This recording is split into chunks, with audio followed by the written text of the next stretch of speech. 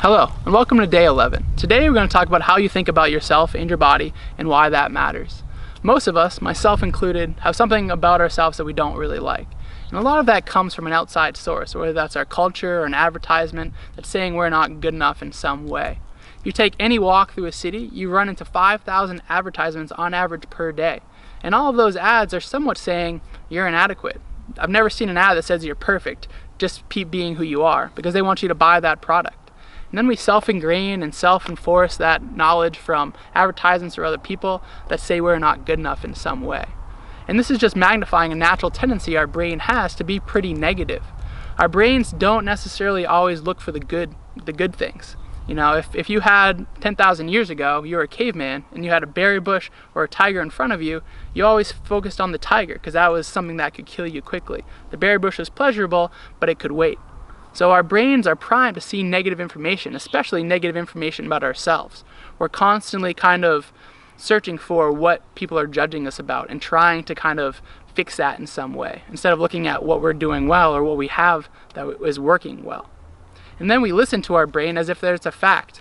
We don't think it's an opinion, we think of it as written in stone. And this is a big problem in life, that we listen to our brain's thoughts as if they are dictators.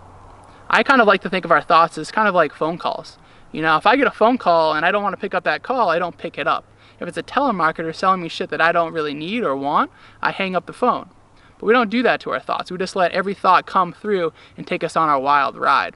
And then we kind of get internally shameful if it's a negative thought, and we overconsume and overeat, and it becomes a real problem. Something I'm trying to point out here is that the brain is somewhat not always on our side. It's somewhat self-deceptive. And the funny part about this is that it's always trying to kind of confirm its already held beliefs. So if you think you're inadequate in some way, it'll keep looking for information of why you're inadequate, because it wants to stay consistent. It doesn't care about the quality of that consistency. And then, here's the kicker, is that it's actually pleasurable for your brain to self-deceive you. If, say for instance, you're thinking crappy about yourself, and your brain's kind of searching out information that kind of confirms that, and someone says something good about you, your brain will actually rationalize that thought and kind of see why they might lie to you, and then give you a pleasure bump. So it's pleasurable for the brain to kind of keep you down. The brain cares more about survival than it cares about your happiness. So the larger point I'm trying to make here is that don't always believe your brain. There's parts of you that are negative, and there's parts of you that are friendly. There's multiple yous inside of you. There's all these kind of different sides that get different airtime. There's like a committee inside of you.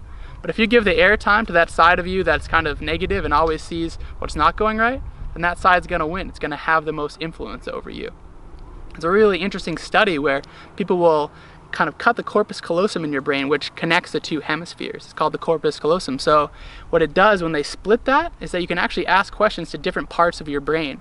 And what they find is different parts of your brain will answer questions differently. So there's multiple sides of you in there. You just got to find the side that's most friendly and go with that. Overall, what I'm trying to point out is take what you think in your brain with a grain of salt. And today, for our self-reflection, we're going to take a closer look at those multiple selves and see which side, is working for you and which side's not. So that's all I have for today. Thanks for tuning in, and I'll talk to you tomorrow.